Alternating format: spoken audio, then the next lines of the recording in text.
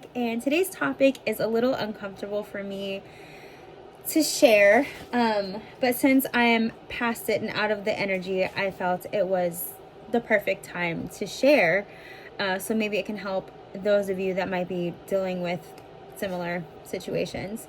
So, from the year 2017 to the end of 2019 was the biggest slap in the face of reality that I've ever had.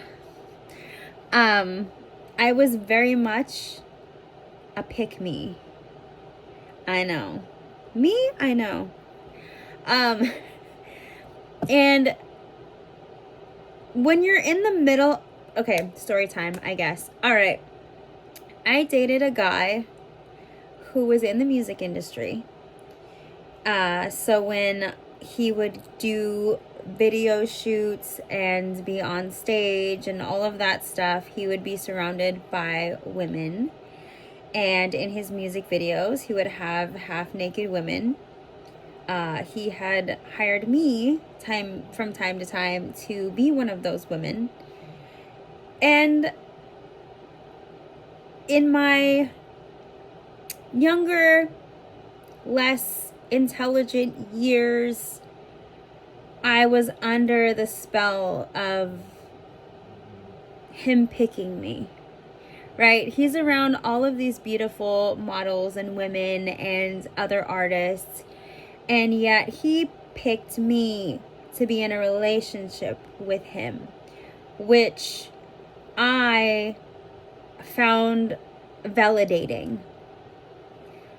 Now, if you are in a situation like that, where you're looking to your boyfriend or partner, whoever you're with, for validation, that is a huge red flag to look within yourself.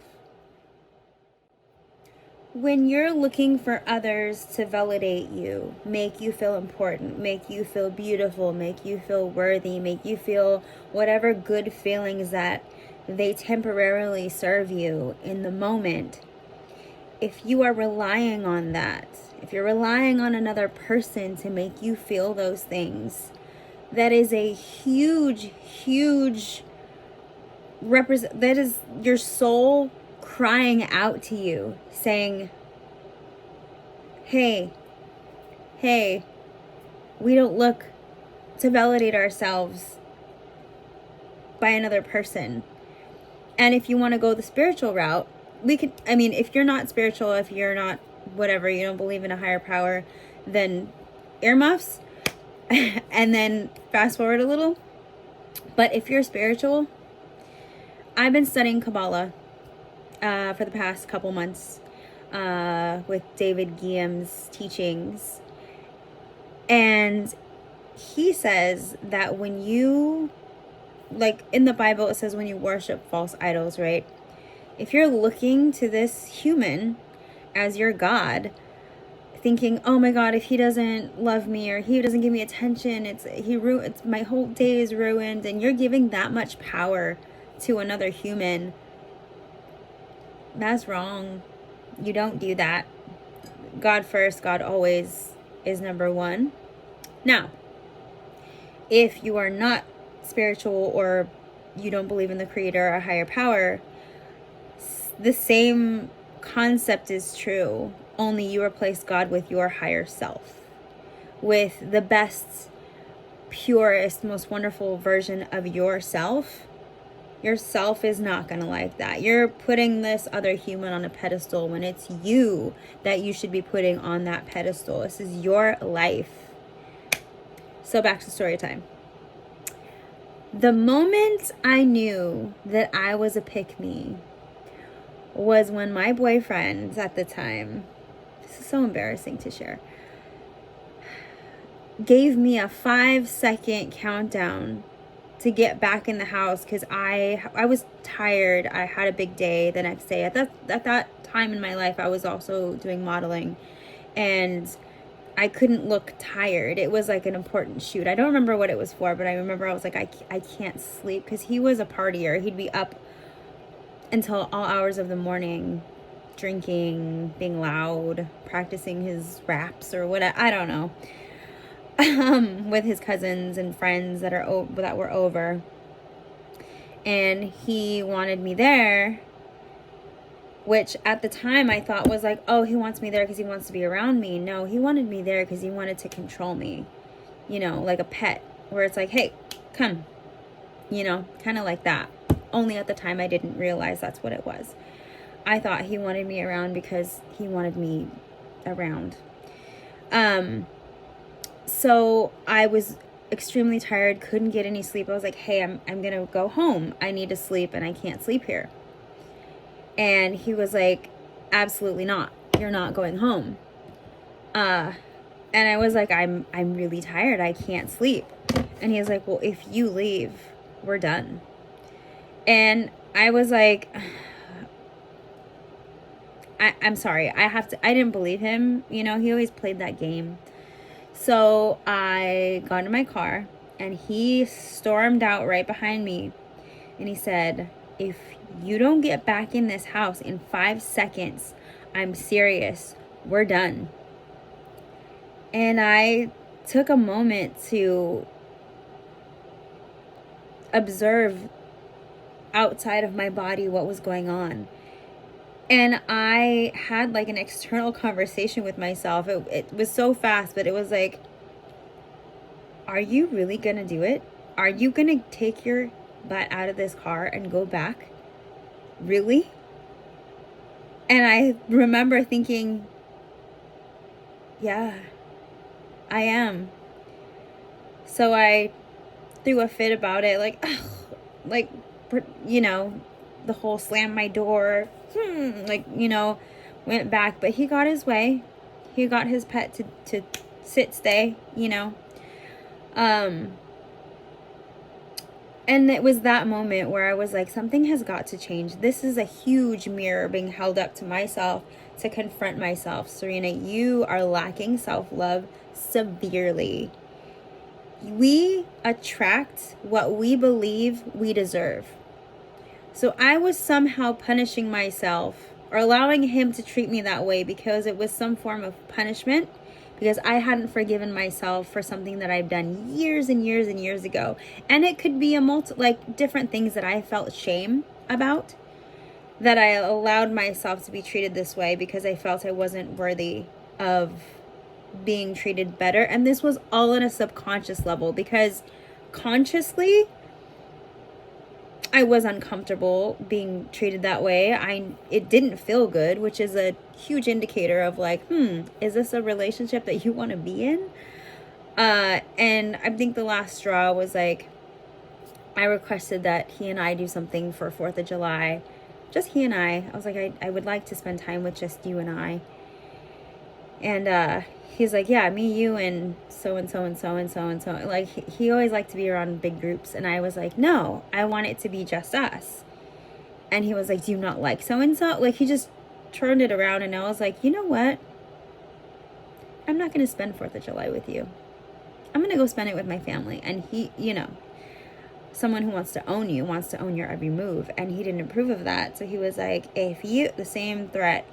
If you don't spend holidays with me, we're done. And at that point, that was the last straw. And I was like, okay. And I hung up on him. And then I blocked his number. And then, of course, he did where you can block your number when you call. I don't know what the heck. He called from different numbers, and the no caller ID thing was blowing it up and blowing it up and blowing it up. And finally, my cousin, shout out to my cousin Marty, my cousin Marty is like a big, tough, scary guy. And he said, hey, this is her cousin Marty. Stop calling her. And he's like, oh, I'm sorry. Like, and he's like, yeah, and don't bother going to her house because me and the cousins are all going to be there tonight. So don't even try, because I told him, like, oh, he's going to go over. He's going to make it really hard for me. He's like, no, he's not. And he didn't, because he was scared of him, obviously. But I tell you that embarrassing experience because after that relationship, I took the next 5 years on November 1st, it will be 5 years of me being celibate, not dating, and really going inward and finding that validation within myself, and studying my triggers and taking the time to notice when I don't feel enough, or I don't feel whatever the good feelings that I was seeking through my previous relationship, or even male attention from time to time. You know, you like the attention, like, you know, a guy is like, oh, you've always been my crush, or blah, blah, blah. And back then, it would validate me and be like, oh, yeah, I know, because I'm so beautiful. But now when people say that to me, I'm just like, shut up. It's like, what is you telling me that, what is that going to do? Do you think that's going to make me feel good? Do you think that's going to somehow make me like you? Or, you know, it doesn't have the same effect that it used to, because I validate myself. I don't need to be anyone's crush. I don't need to be told, oh, you're so beautiful. Like, great, thanks. Like, I'll take the compliments. I won't be rude about it. And I'm never rude about it. But it doesn't do anything for me. It does not. If anything, it kind of irritates me, because in my mind, I'm like, I know your motives. I know what you're trying to see something. Like, you know, so how I got to this point is I really, really took the time to observe my behaviors, to really dissect the reasoning behind my actions, and change them.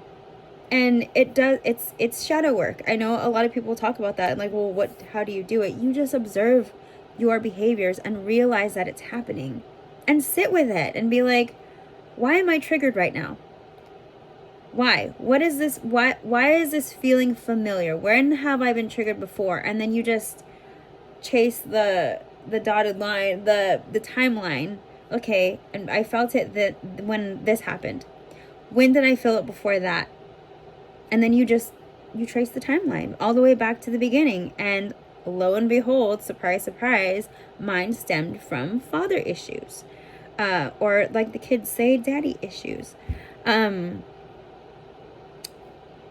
I discovered it. And I healed that part of me. And I forgave my birth father for his mistakes. You know, parents are human. You know, they also had a childhood, and they also have triggers and, you know, wounds that maybe they didn't know how to work through, so they ended up being the way they are. But it is what it is. You know, that was my lesson this lifetime to figure out. And I'm proud of myself for figuring it out, because I am an entirely different person. And my interactions with male energy shows. I have not come across a disrespectful man in years, I want to say. I am always treated with so much respect and kindness. I'm never disrespected. I'm never sexualized. And if I am, they don't dare say it out loud. It's such a change. And it's a beautiful thing to realize and witness and see, because I did this. I'm creating my own reality. I created that before, because you attract what you feel like you deserve. And after doing all of this shadow work, I truly 100% feel like I deserve to be respected and worshipped. I am the type of woman who really, really put myself through the trenches to heal. So I feel that I deserve the best. A man who also put himself through shadow work and healed his wounds and is constantly working on himself. And that is what I feel that I deserve. Whereas before, subconsciously, see, I wasn't aware of this, but I was pushing those type of people away because I had shame due to my actions in my very early adulthood / teen years, you know, when you're young and dumb and you make mistakes. So that's where it came from. And I'm an entirely different person now. So wherever you're at in your healing journey, just take the first step and really pay attention to your actions. If something doesn't make you feel good, think about it. Think about what you did, why your reactions, why you reacted that way, and trace a time before. Do you remember a time you felt like that before? This time didn't feel good then either. Let's go back more. And it usually stems from childhood. So heal, ladies, heal, so you're not a pick-me, so you don't put up with behavior that you shouldn't be putting up with. You got to get through the mud. You really have to work on yourself. And if I could do it, I mean, and who's to say it's going to take you as long as it took me? 5 years sounds like a long time, but it really wasn't, and it wasn't hard. As soon as I really, really sat with myself, was like, no, I really do love myself, and I forgive myself for my mistakes. I'm human. I'm going to make mistakes, and I'm going to make more mistakes later, but I'm not ever going to shame myself for them again. I'm going to realize that, oops, that was a mistake, and it's okay to make mistakes. I still love myself, and I'm going to learn from this. And that's how you should treat yourself. So that's my story. It was uncomfortable sharing. But again, why am I so uncomfortable sharing a vulnerable part of myself? Do I still feel like I need to protect myself and put up that shield? Maybe, because it's the internet and I don't know who's going to be viewing this. There could be someone in Connecticut that is an absolute psychopath and is like, bah. But I feel as though I don't attract that type of energy. And if I do, then that's a lesson for myself. And it's like, why did I attract this? What is this teaching me? Maybe my reactions. Maybe I should look at who is writing this comment or who is sending me this message. And if it's clearly like a psychopath, then why do I care? I triggered them. Maybe I triggered something that they need to work on, and that's my work. Maybe my gift to them. Who knows? But can't take life so seriously. You have to sing the Fiyero song from Wicked. Dancing through life.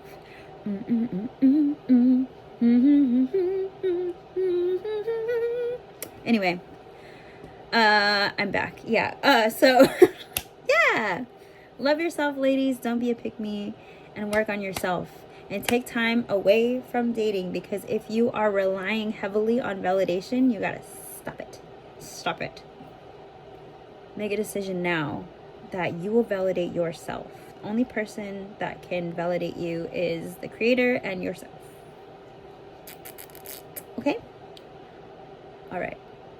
Remember to be you. Nobody else. Just you. Be you.